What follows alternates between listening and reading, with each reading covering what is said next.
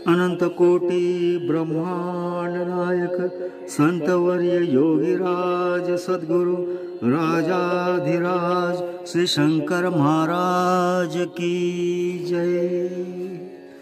श्री शंकर गीता अध्याय 9। दोन्ही चरणावर करांची मिठी, प्रति बोटात झळके अंगठी, वंदून जय घोष ओठी, महाराजांचा केला मी। मस्तक ठेविता चरणावर, महाराजांनी आपला कर, फिरविला माझ्या डोक्यावर, प्रसन्नतेची पावती। महाराज भगती प्रसन्न होऊन, 8वा अध्याय झाला छान। दोन्ही प्रकारचे गुणगान छान केले म्हणाले। मजला भीती वाटत होती, कोठे भक्त रागावती, महाराज जेथे संतुष्ट होती, भीती कसली मग मजला।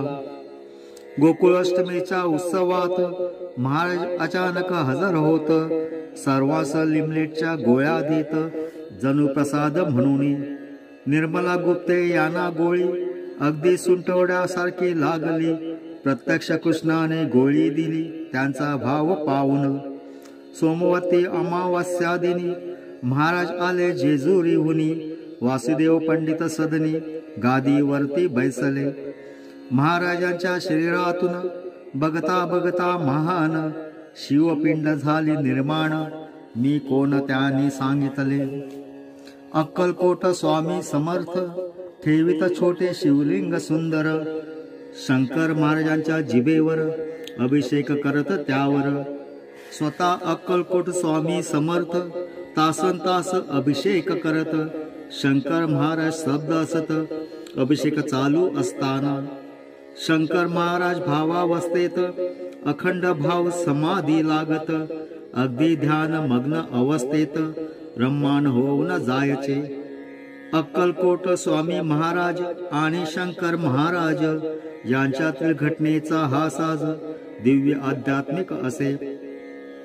म्हणून महाराज आपल्या अत्यंत प्रिय भक्तास जीभ दाखवत, जीभ हाताने बाहेर ओढीत, कुणावीत पाहण्या। कुणा नुसता फुगवटा दिसे, कुणा लिमलेट गोळी भासे, जिभेवर शिवलिंग दिसे अगदी आत असे हे। महाराजांनी या घटनेमुळे कोडे एक सोडविले, जिभेवर शिवलिंग स्थापिले, बोलता कैसे येईल। तोंडात सुपारी किंवा गोळी आपण थोडी जरी टाकली, बोलता येत नसे मुळी, स्वानुभव हा नित्याचा। जिभेवर ज्यांच्या शिवलिंग समर्थाने केले स्थापन, बोलता त्यांना कसे येईल अगदी स्पष्ट असे हे। प्रश्न उद्भवतो यावर, शिवलिंग ज्यांच्या जिभेवर, त्यांची वाणी पवित्र सुंदर प्रभावी उद्धारक अति। ऐसे असता बोलण्याना येत, विचित्र सारेच वाटत, प्रश्न खवचट जरी असत तरी अगदी योग्यच। महाराजांचं स्वमुखातून बोलणे अवघड मुळीच नसून, अनेकांच्या मुखातून बोलणे कल्याणकारक। नुसत्या कृपा दृष्टीने पाहता वक्ते बनविले अनेकांना, जे सांगावयाचे महाराजांना वदले वक्त्या मुखातून। असे जरी पाहत असत, कैक घटना अशा घडत, महाराज स्पष्ट खणखणीत निर्भीड अगदी बोलत। जाता शिवदर्शन शिवमंदिरात, तीर्थांचा चिखल कसा भांडत, शिवदर्शन बाजूलाच राहत, ऐसे चिकित्स असतात। अक्कलकोट स्वामी समर्थांस मालक असे म्हणत, समर्थांच्या समाधी समोर सिगारेट कधी ना ओढत। स्टेशनवर महाराज जात, दारू द्या वेडगळ हमाल म्हणत, महाराज हमालास सांगत, उचल जरा मज पाहू। अगदी लावून सर्व ताकद हमाल महाराजांस उचलत, महाराज मुळी उचलले न जात, पायधरी हमाल। हाताशिवाय झंझा वातात, न विजता काडी पेटवत, खालीवर ओठ तोंडात सिगारेट फिरविती। हनुमान जयंतीचा दिवस असत, महाराज हनुमंताच्या रूपात एका भक्तास दर्शन देत, इच्छा त्यांची पुरवली। महाराज अजब चमत्कार करत, लोक सारे दिपून जात, या चमत्काराबाबत त्यांना लोक विचारती। महाराज लोकांस सांगत, हे चमत्कार नव्हेत, हे कौतुक झालेले असत, भगवंताकडून भक्तांचे. महाराज नेहमीच म्हणत, अक्कलकोट महाराजांच्या सान्निध्यात मी असताना स्वामी समर्थ मला फार जपायचे. आपल्या अंगावरचे दूध स्वामी समर्थाने मज पाजले असत, त्यामुळे स्वामी समर्थ माझी हाई आहेत. अध्यात्म साधना अध्यात्मात स्वामी समर्थ मज शिकवत, अध्यात्म विद्येत पारंगत त्यानेच मला करुणी. 17वीचे स्तनपान करावयाला शिकवून, आत्मज्ञानाचे दुग्धपान अगदी अमृतमय असे. हे अमृतमय दुग्धपान करावयाला शिकविले म्हणून ती माझी माऊली होत, महाराज असे सांगत. अक्कलकोट महाराज समर्थ स्वामी महाराजांच्या माऊली, महाराजांच्या गुरु माऊली दोन्ही संबंध असे हे. म्हणूनच महाराजांचे बोल स्वामी समर्थांना जो भजेल तोच मजला प्रिय होईल, भेटेन त्याला सदा मी. कधी महाराज स्वतः ब्रँडी पित, ज्यांना या घटनेचा तिटकारा वाटत त्यांना ब्रँडीची नशा चढत. कैक प्रसंग असेही. ओंकारनाथ व्यंकटेश भस्मे रामभाऊ कोराड मास्तर हे एकनिष्ठ भक्त महाराजांचे भक्तद्वयाने ठरविले. सोलापुरी जक्कलच्या मयात छोटेसे दत्त मंदिर बांधून महाराजांच्या पादुका स्थापून द्वितीय पुण्यतिथी ठरविली. मंदिरास रंग लावण्याचे काम पेंटर कडलासकर करत. 1949 दत्त मंदिरामध्ये या महाराजांच्या पादुका दिव्य असत. स्थापना मंदिर बांधून होत. महाराजांची द्वितीय पुण्यतिथी करणे संकल्प. कडलासकर रंग लावत, मध्यरात्र उलटून जात. रंग आला संपत, अजून गाभारा तसाच. उद्याच पुण्यतिथी असत, अडचण मोठीच पडत. रंग मिळण्याची वेळ नसत, कोंडी कशी किती हो. महाराजांचे नाव घेत पेंटर तसाच रंग देत. आणि काय आश्चर्य घडत, रंगातून झाले मंदिर. ज्याने पाहिले महाराजांना सहवास त्यांच्या घडला ज्याना. महाराजांवर पुस्तके निघाली नाना, त्यांचे भक्त शिष्य जे. या सर्वांच्या आधारावरून महाराजांचे वर्णन पाहिले परी या सर्वाहून पुस्तक एक वेगळे. आड विद्या विभूषित, घरी लक्ष्मी गजांत. मोठा सरकारी अधिकारी अस, पक्का नास्तिक संपूर्ण. Towers the silver crest of Himalayas त्यांनी पुस्तक लिहिले. माधव प्रधान नाव त्यांचे, महाराजांवर लिहिलेच. महाराज या पुस्तकात अगदी आगळे वेगळे असत. पंडित वक्ते निष्णांत, विचारवंत निस्पृह. महाराज जिथे जात असत, प्रत्येक व्यक्ती त्यांना ओळखीत. दर्शनास सारा गाव जमत, प्रत्येक गावी प्रवचने. अगाध महाराजांचे ज्ञान, रंगून जाई व्याख्यान. लोक विचारित नाना प्रश्न, उत्तरे देत समर्पक. महाराजांच्या प्रवचनाची पद्धत अद्ययावत पद्धतीची, अगदी वेगळेच सांगण्याची खूबी त्यांची प्रभावी.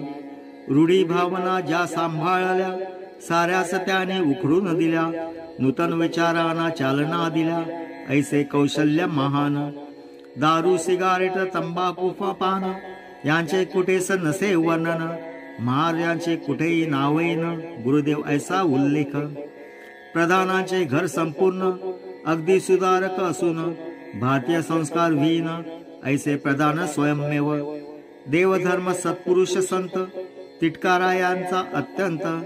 ऐशा प्रधानास सत्यवंत महाराजांनी बनविले. पूर्ण नास्तिक ज्याची बुद्धी, त्याला शिकवले निर्विकल्प समाधी. प्रचंड लौकिक अति उपाधी, बडे सरकारी अधिकारी. अशा प्रधानांना महाराजांनी परमार्थात योग्यता संपादुनी हिमालयात ठेविले नेऊन, सर्व पाश सोडून. प्रधान खरोखरीच भाग्यवान, नशीब त्यांचे प्रधान. भेटता महाराज भगवान, गुरुदेव रूप बनलेच. त्यांच्या आयुष्यातील प्रत्येक प्रसंग ऐकता कोणील होईल दंग. ऐसी महाराजांची कृपा अभंग, प्रधानावर अपार. हातावर पाण्याचा थेंब पडला, त्या थेंबाचाच सागर झाला.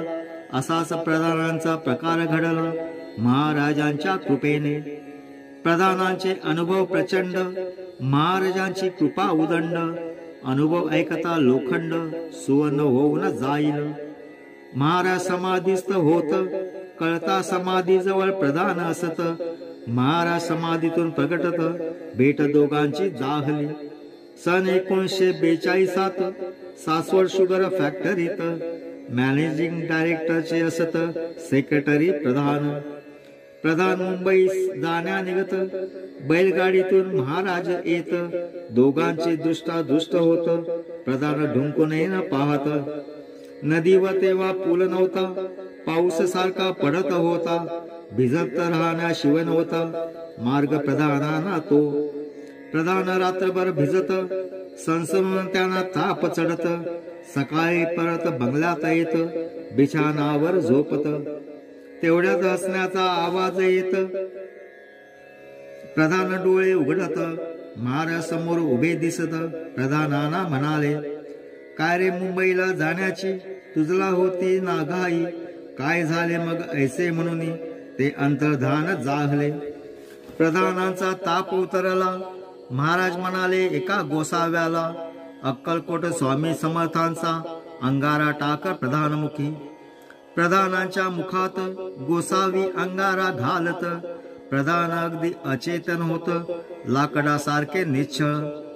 प्रधानास समाधी लागत, प्रधान शरीराबाहेर पडत. विहार नक्षत्रांकित आकाशात सुमुद्र नाद सुगंध. याचा घेता आस्वाद 7 तास समाधी अवस्थेत. प्रधान जेव्हा डोळे उघडत, प्रत्यक्ष महाराज समोर. प्रधान नमस्कार करून म्हणत, आपल्या सामर्थ्याची कल्पना नसत.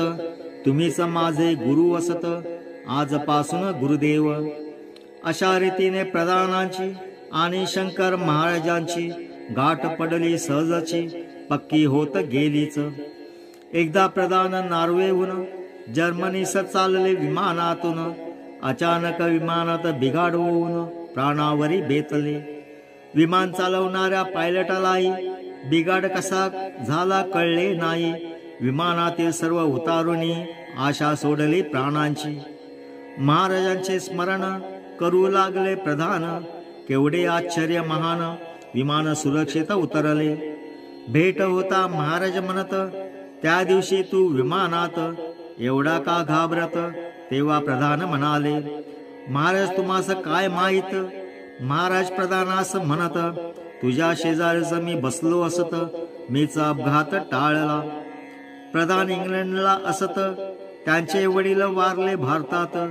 शेवटची भेट होऊ शकली नसत, दुःख याचे प्रधाना. महाराज उभे प्रधानांसमोर. प्रधान महाराजांच्या मांडीवर डोके ठेवून रडले फार. सांत्वन करते महाराज. महाराज प्रधानांना घेऊन गिरनार पर्वतावर जाऊन मच्छिंद्र गोरक्षांचे दर्शन प्रधानांना घडविले. नंतर प्रधानांना दिसले 2 श्वान. प्रगटले दत्तात्रय भगवान. प्रधानाने घेतले दर्शन, तेव्हा शांत प्रधान. ही दिव्य दर्शने महान असून प्रत्यक्ष घडविली महाराजांनी. एकदा महाराजास प्रधानांनी प्रश्न एक विचारला. कुरुक्षेत्रावर युद्धात अर्जुनाचं श्रीकृष्ण गीता सांगत, हे माझ्या बुद्धीला न पटत. प्रधानास भगती महाराज. प्रधानास समाधी लागत. कुरुक्षेत्राचा स्पष्ट दिखावा दिसत. कौरव पांडव युद्ध सुरू असत. कृष्णार्जुनही दिसलेच. युद्ध तर चालूच असत. अर्जुन सारखे बाण सोडित. श्रीकृष्ण घोडे आखित. श्रीकृष्ण गीता सांगत असे. श्रीकृष्ण गीता सांगत असत. ध्यान लावून अर्जुन ऐकत. प्रधानही ऐकून होत चकित. स्पष्ट पाहिले ऐकिले. प्रधान श्रीकृष्णाकडे पाहत. तेथे त्यांना महाराज दिसत. इकडे समाधी उतरत. 3 तासांची समाधी. डोळे उघडते प्रधान. महाराजांचे धरले चरण. प्रत्यक्ष पाहिले ऐकिले. तास 3 निवेदन केले संपूर्ण. एकदा महाराज आले खुशीत. प्रधानास निश्चयाने म्हणत, माग तुला हवे जे वाटत आज आहे देणार.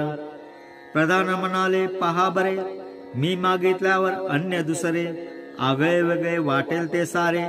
माग ऐसे म्हणतात, मी देईन ऐसे म्हटल्यावर निश्चित अगदी देणार. प्रधान म्हणाले यावर, महाराज मला ज्ञान द्या. महाराज एकदम ओरडले त्यावर, माझ्या लंगोटीलाच तू तर बेटा हात घातलास केरे सत्वर. हरकत नाही तथास्तु. ज्ञानेश्वर माऊली सोपान देव यांचे दर्शन घेण्यास्तव प्रधान गेले धरून भाव. अल्लक प्रधान म्हणाले, अल्लक ऐसे पुकारता क्षणी प्रत्यक्ष प्रकटून दोघांनी दिव्य दर्शन देऊनी धन्य केले प्रधानाना. मातोश्रीच्या आग्रहावरून दत्तांचे प्रत्यक्ष दर्शन घडवून तिला धन्य केले प्रधानाने. इच्छा तिची पुरविली. चेट्टियार मद्रासचे उद्योगपती त्यांच्या घरी महाराज जाती. लोकदर्शनात प्रचंड जमती. सर्प निघाला बागेत.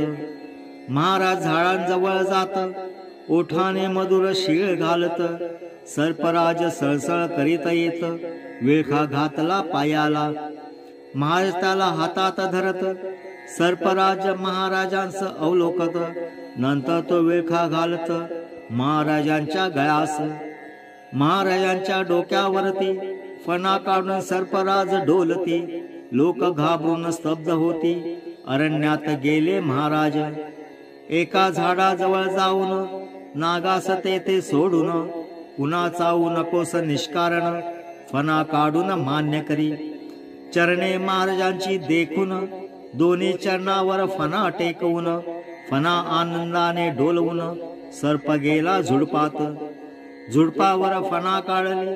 कर्णमधुर शीळ त्याने घातली. महाराजांनी शीळ ती वाजवली. तिला उत्तर नागाचे. सर्पाने महाराजांस ओळखले. डोक्यावर फणा काढून सुचविले. हे प्रत्यक्ष शंकर नाथ भोले. पाहुणे कळले कुणाना. प्रत्यक्ष उभे महाराज. गळ्यात त्यांचा सर्पराज. नमून 9वा अध्याय साज पूर्ण येते जागला.